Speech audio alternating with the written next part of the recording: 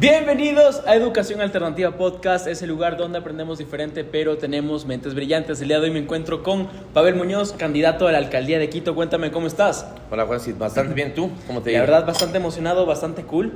Hoy vamos a sacar a la luz bastantes de tus secretos, sobre todo educativos. Este programa se caracteriza por ser un programa educativo, entonces vamos a empezar. ¿Qué materia no te gustaba en el cole?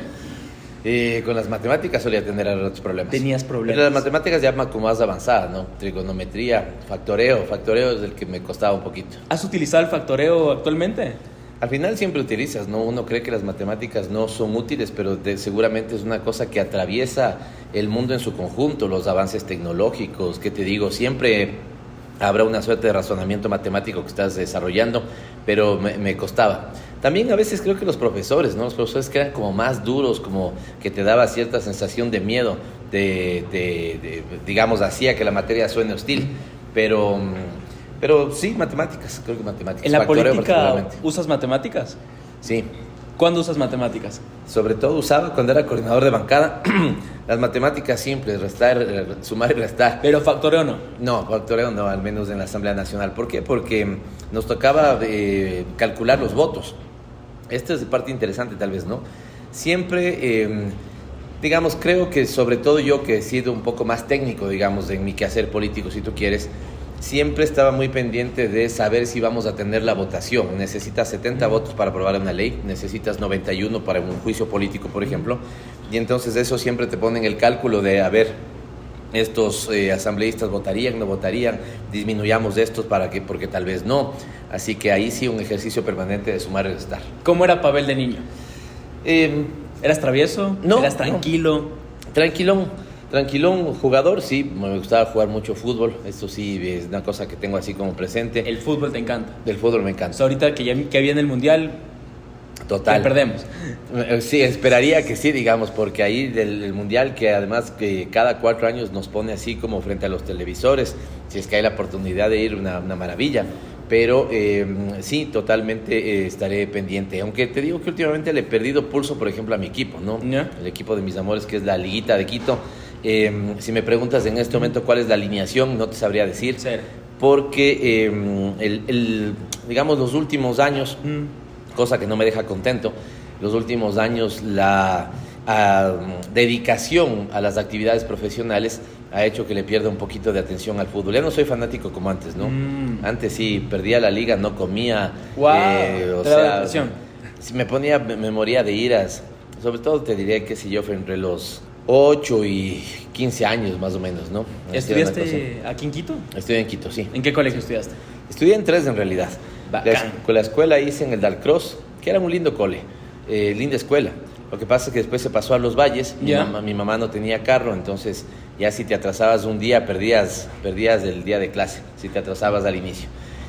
Luego estuve en el Anderson, pero el colegio de mis amores también es del Spellman, ¿no? Donde me gradué. Ahí te graduaste. Ahí me gradué, siempre además de esta cuarto, quinto, sexto curso, que me parece que terminan siendo como los más chéveres del cole, los hice en el Spellman, generé las mejores amistades de mi vida hasta este momento, y un lindo colegio también. ¿Desde ahí ya cachabas a qué te querías dedicar o todavía no? Cachaba que quería estar en el mundo de lo social. Ya.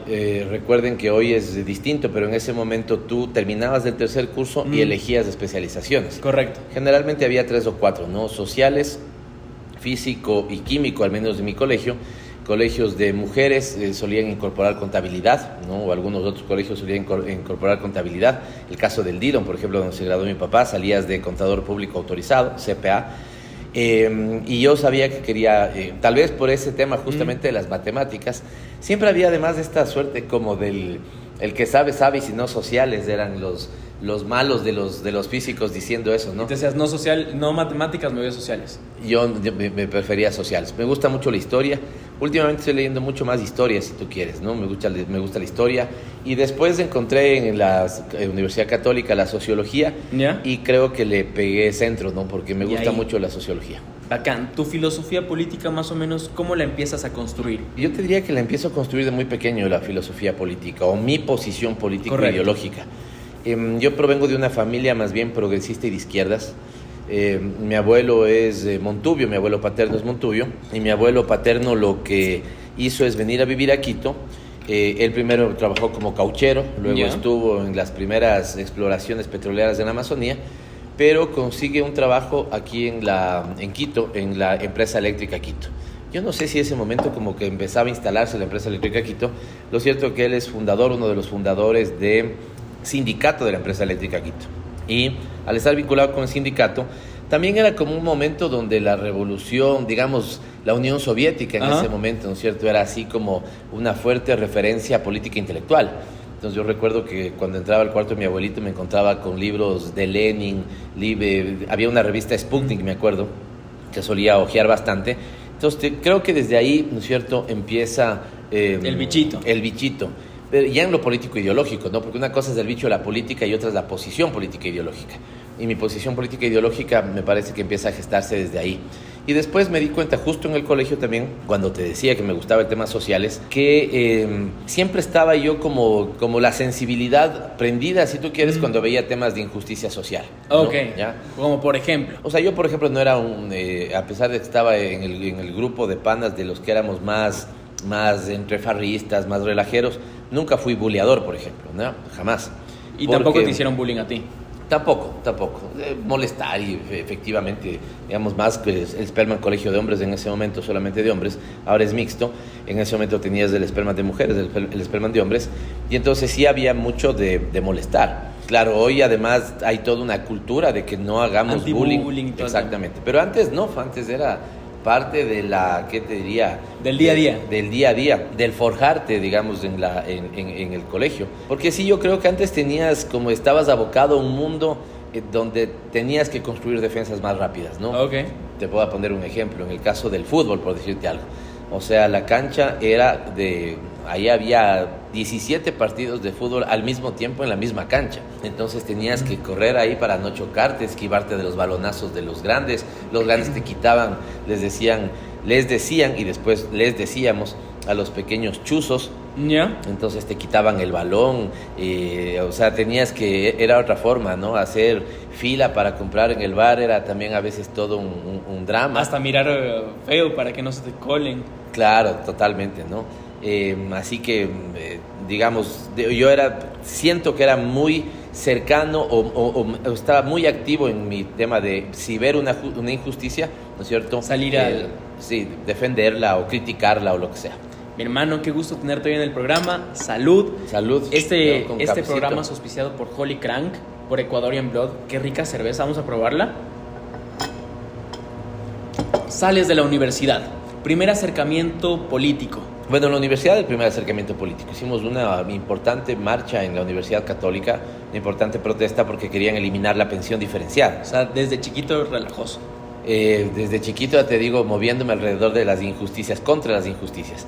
La pensión diferenciada era una cosa que al final te ponía 5 niveles y ubicaba tu posición económica y te ponía en el nivel de pensión.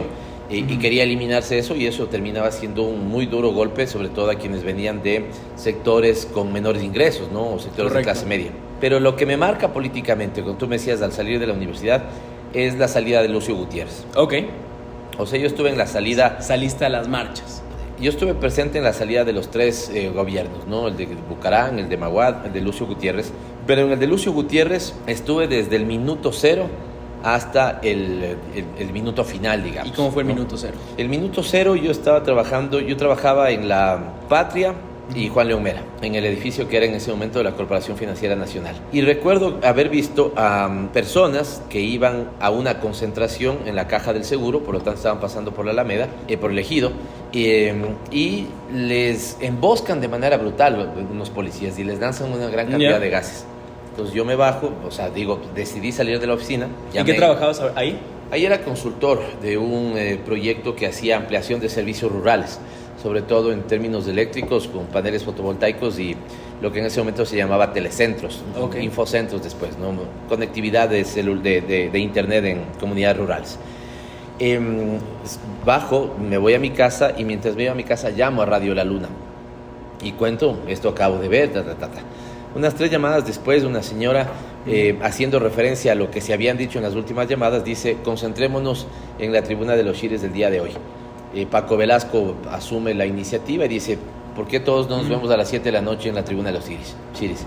Hicimos el plantón, hicimos la protesta, fuimos a la Corte Nacional de Justicia en ese momento, y al regresar, un grupo, nos quedamos y alguien dice, por aquí cerca vive Lucio, digamos, al menos manifestemos nuestro malestar fuera.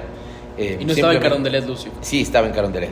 Simplemente se gritaron un par de consignas, pero Lucio al otro día dice, unos forajidos fueron a mi casa, lo cual no había ninguna muestra de forajidismo. Y dijiste, ni nada de eso. Nos escuchó. Entonces, lo logré. Nos escuchó.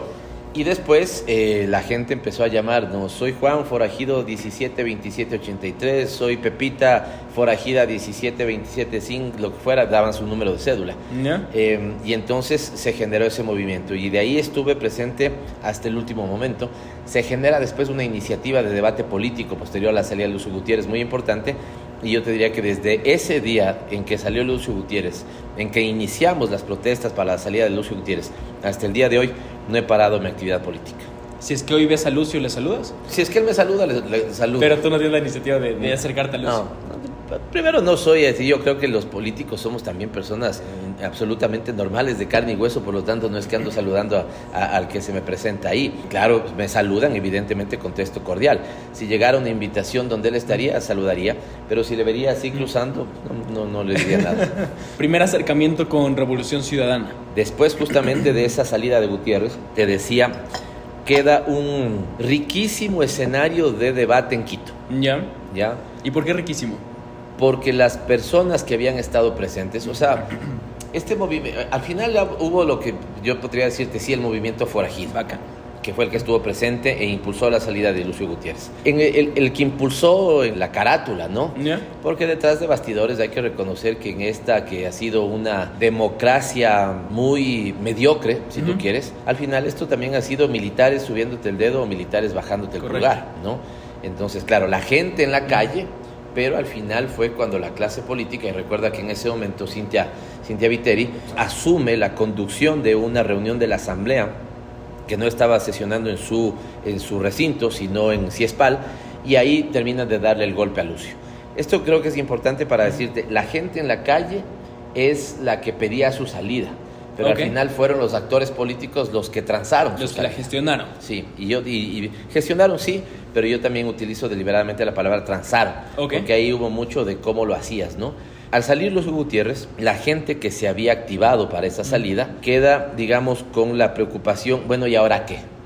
Porque además entra Palacio, que era su vicepresidente, y Palacio dice, voy a hacer una reforma política. Y sobre todo ahí yo me metí mucho, porque yo ya era profesor de ciencia política en ese momento, entonces me metí mucho a debatir cuál era la reforma política que necesitaba el país. La correcta. ¿Te hicieron caso?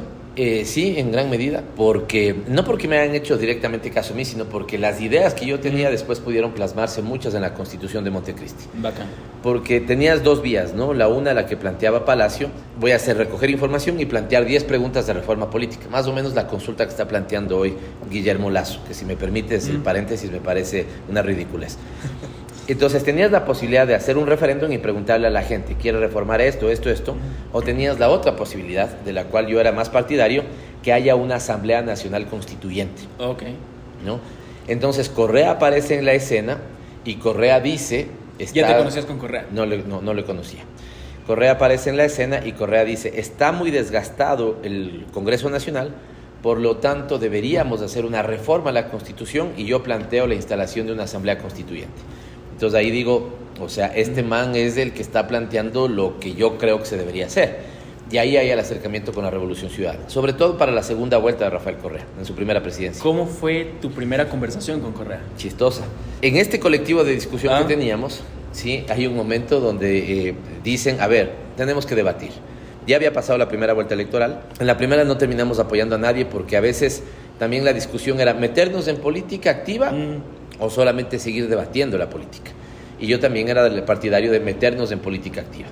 Y para la segunda vuelta, evidentemente había que definir el apoyo a Rafael Correa. No tenías una clara posición progresista en su candidatura, pero claro, teníamos algunas preocupaciones. Entonces, en el colectivo del cual era yo parte, definimos, a ver, vamos a preguntarle A, B, C y D, y así vamos a definir si le apoyamos o no. Entonces fuimos, él, me acuerdo, nos dijo esto, al menos Ricardo Patiño, venían manejando toda la noche desde Guayaquil a Quito. Y nosotros, que fuimos delegados, unas 5 personas, creo, de nuestro colectivo, una de las preguntas era ¿quién financia la campaña? Y le preguntamos eso, ¿no? La de Correa. La de Correa, la primera campaña presidencial. 2006. Exactamente. Rafael Correa, para apoyarte, ¿quién financia la campaña? Y Rafael Correa contesta algo que me parecía lógico también. Miren, si ustedes no me van a apoyar, no tengo por qué abrir las cuentas con ustedes o quién apoya la campaña. Pero si ustedes sí me van a apoyar, evidentemente transparentamos quiénes están apoyando la candidatura. Que tampoco es que hagan muchas cosas, era una candidatura más bien al lado de la que tenías. No sé si en ese momento ya me falló la memoria, creo que era con Alvarito. Entonces, una gran chequera con unos pequeños aportes. Entonces, ahí alguien que estaba ahí, una compañera, Lourdes se llama, pega un manotazo en la mesa y le dice, a ver, hijito, no me vas a venir con esto. O nos dices quién apoya o no te apoyamos. Y Rafael, que tiene su carácter, también dice, ¿por qué voy a apoyar? ¿Por qué tengo que abrir si no me van a apoyar? Y tu frío, ahí. Entonces yo ahí le digo, primera vez, y le digo, Rafael Correa, le digo, Rafael, las diferencias políticas hay que procesarlas políticamente. Que en realidad mi compañera mismo había tenido una especie de exabrupto, si vos quieres. Entonces ahí Rafael me dice, ¿cómo te llamas? Le digo, Pavel. Me dice, ok, Pavel, tienes razón. Las diferencias políticas hay que procesarlas políticamente, procesemos políticamente sus inquietudes. Entonces ahí seguimos conversando, nos dimos la mano y desde ahí lo apoyamos y después él me pidió que sea parte de su equipo de trabajo. Hoy en día, dentro de tu campaña, ¿tienes contacto con él y qué tan seguido es? Sí tengo contacto, termina siendo seguido porque no es un contacto personal el que he seguido, es el contacto institucional. Nuestro movimiento político tiene, como todos los movimientos, instancias de decisión. Y nosotros tenemos una instancia de decisión importante que se llama Buró Político. Y yo soy parte del Buró Político, lo he venido haciendo hasta ahora, y Rafael también. Entonces ahí tenemos reuniones periódicas. Entonces por eso lo converso con regularidad. Pero hace poco estuvimos juntos en México. Ahí fue la sesión de fotos, esta que salieron full videos, que estuvo Marcela. Pero ahí no te vi, por ejemplo. Estuve ahí, sí. Yo a veces no sé si soy medio descuidado en postear así en la inmediatez o espero tener el producto listo para postearlo. Entonces hicimos ahí unos 2-3 productitos con Rafael que pronto los van a ver, a la luz. Pronto vamos a hacer el lanzamiento y ahí pudimos conversar un poquito más, ¿no? Porque claro, y esto es una cosa, creo, Juan, sí, de interesante, ¿no? Rafael Correa es un líder nacional. Hay gente que no le gusta, pero no porque hay gente que no le gusta deja de serlo. Correcto. O sea, ahorita es un rockstar, se escucha de él todo el tiempo. Totalmente. Y no solamente en términos de lo que se escucha en críticas o bien. Cuando yo voy a un barrio, sobre todo barrios populares, ¿sí? Encuentro personas que me abrazan, pero me quitan el aliento así como... Y me dicen cosas como, ¿cuándo viene el presidente Correa? En la época del presidente Correa, mi papá fue operado de corazón abierto, no tuve que hacer lío, ¿no es cierto?, en el IES o en la salud pública y no nos costó un solo centavo. Mi papá, la gente te lo dice así, Rafael salvó la vida de mi papá. O hay gente que te dice, en sectores muy populares me ha pasado esto, ¿no? Ya espero que venga mi hijo porque está estudiando, se quedó unos años más en Alemania porque se ganó la beca que el presidente Correa nos dio. ¿Y por qué? Porque ahí tenías, por ejemplo, ahora que tú hablan de educación, ¿cómo no ibas a tener el programa que se llama GAR, un grupo de alto rendimiento? Si una niña o niño o chico o chica de colegio público tenía las mejores notas de su graduación, y en algunos casos terminaba siendo la mejor nota de su provincia, el programa te decía, ok, tú elige dónde quieres estudiar, el Estado te va a becar.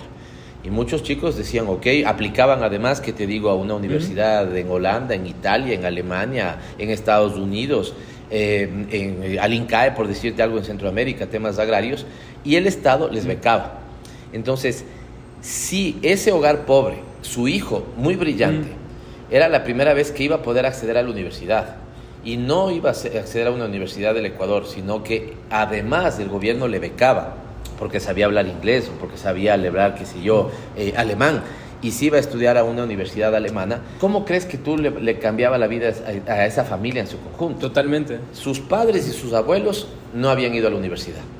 Él o ella era la primera persona en su familia al llegar a la universidad. Irse al exterior. Y además iba a estar becada, ¿no es cierto?, en una de las mejores universidades del mundo. Esto es lo que técnicamente se llama romper el ciclo generacional de la pobreza, porque es altamente probable que sus hijos y sus nietos sí vayan a la universidad, lo Correcto. que no sucedió con sus padres y sus abuelos. Pero entonces, ¿no es cierto? Mientras los medios de comunicación dicen que barbaridad, Correa ha sido autoritario, lo que fuera, que te digo, yo puedo dar fe de que no, esa persona te dice, Correa le salvó la vida a mi papá, que tampoco es que fue Correa, ¿no? Fue el Estado ecuatoriano, pero la gente así lo entiende. Lo relaciona así. ¿Sí?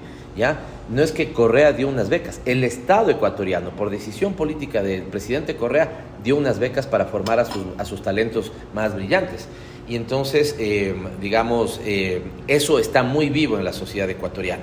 Hay gente que lastimosamente, no solamente que no lo quiere reconocer, sino que quiere negar esa realidad. Y creo que eso es un gravísimo error porque desconoce a un gran segmento de la población ecuatoriana. Ahora que estás en todo este tema de próximo a las votaciones, cuéntame un poquito, ¿cuáles son tus propuestas, las que más destacas, las más importantes de tu plan de gobierno? 5, pero las 5 son el resumen de otras 22 que están detrás. Ok. ¿Ya? Es decir, tu plan se basa en 22 ejes programáticos. Ok. ¿Sí? 22 ejes programáticos y 10 grupos de atención prioritaria. Y es más, ¿No? es la pregunta clave. ¿Por qué tu plan de gobierno se destaca al de los otros candidatos y por qué es mejor o por qué es peor? Me parece muy bien la pregunta, gracias por hacerla, en el sentido de que a mí, por ejemplo, no me verás criticando a las otras candidaturas creyendo o yo diciendo que son lo peor. A mí me interesa decirle a los quiteños y a las quiteñas por qué nuestra propuesta es la mejor. Eso es lo que más me interesa. Adelante. Primero porque yo he tenido la posibilidad de trabajar a nivel de planificación nacional y local. Correcto. Yo fui ministro de Planificación del país, eso significa que pude de alguna u otra manera concebir que necesitábamos un mejor sistema vial, concebir que necesitábamos 8 hidroeléctricas, concebir que necesitábamos 4 nuevas universidades en el país, escuelas del milenio, nuevos hospitales, y también fui secretario de Planificación del Distrito Metropolitano de Quito. Entonces he podido desarrollar experiencia en lo público, en lo nacional y en lo local. Aquí si me permite un pequeño paréntesis.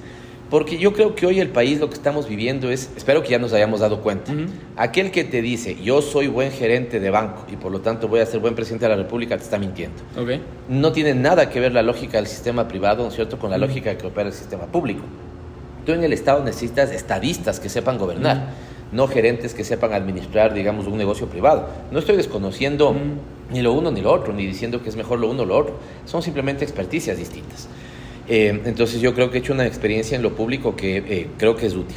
He podido desarrollarme en el mundo ejecutivo, es decir, definiendo políticas públicas, pero también en el mundo legislativo, definiendo leyes.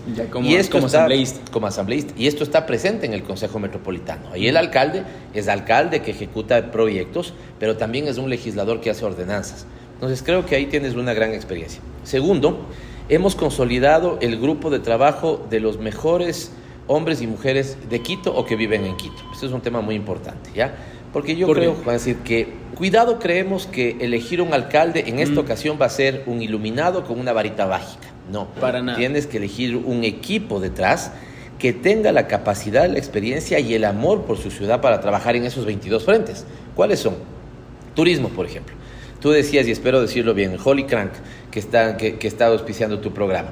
Aquí, por ejemplo, debería ser un punto de llegada de turismo. Correcto. Pero le están poniendo normativa que incluso que para pedirte una cervecita de ley tienes que pedirte algo Por de ejemplo, comida al lado. Comida, ¿Ya? correcto.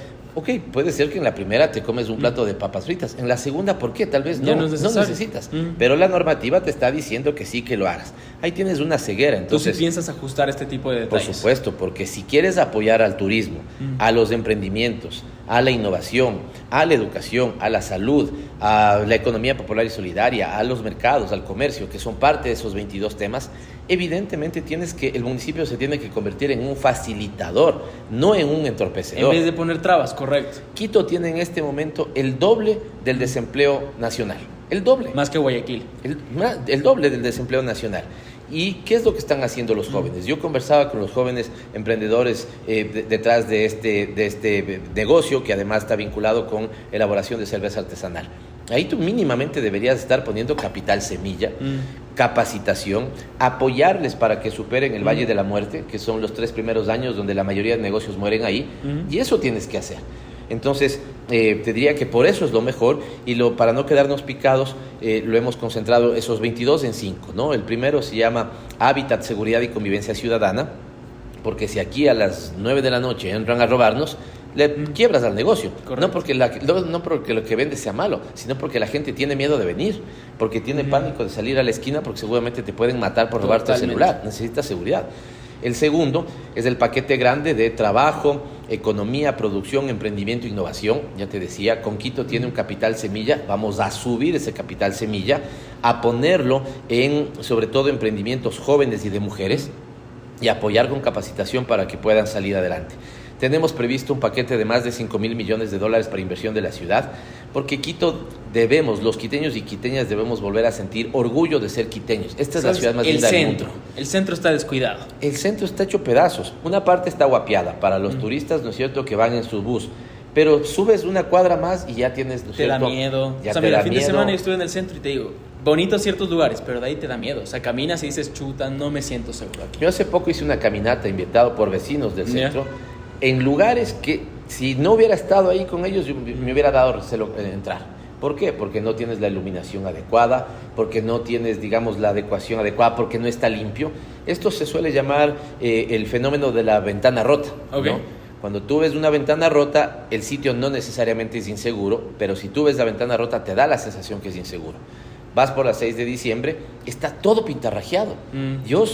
Van a tener en mí un alcalde que apoya el graffiti, 100%, y vamos a hacer bellísimos murales de graffiti, pero no pintarrajemos la ventana del vecino que tiene la tienda. Correcto. Entonces, caminas por las 6 de diciembre, a las 7 de la noche, te da miedo, porque parece la ciudad gótica, porque todo está pintarrajeado. Puede ser que no tengas ningún evento de inseguridad, pero esa percepción de cómo se ve, cómo se siente, exactamente, que es este fenómeno de la ventana rota, es lo que sucede. Entonces, en el centro, por decirte algo, deberíamos partir de este principio. Si una niña y una mujer pueden caminar seguras por la calle, significa que todos lo podemos hacer. Entonces vamos a tener además senderos seguros, pero te quería decir que en este paquete de inversión haremos mucho para que haya grandes posibilidades de inversión en Quito. Y los grandes proyectos, el proyecto Vindobona, por decirte algo ya, de cuidado de ríos, de limpieza de ríos y reutilización de agua, es importante. Limpieza, ya te había dicho, limpieza de quebradas. Yo le he declarado cordialmente una competencia a Cuenca. Cuenca es la bellísima ciudad de los ríos. Nosotros seremos la bellísima ciudad de las quebradas, porque deben ser punto ecológico de turismo, de aprender cultura e historia, y que te vuelvas a enamorar de la ciudad. Esta es la ciudad más linda del mundo. Tú decías del centro, pero no solo eso. Fíjate que tienes el Chocó andino. Correcto. Porque hay gente, digamos, el propio tema del mundo de la cerveza artesanal.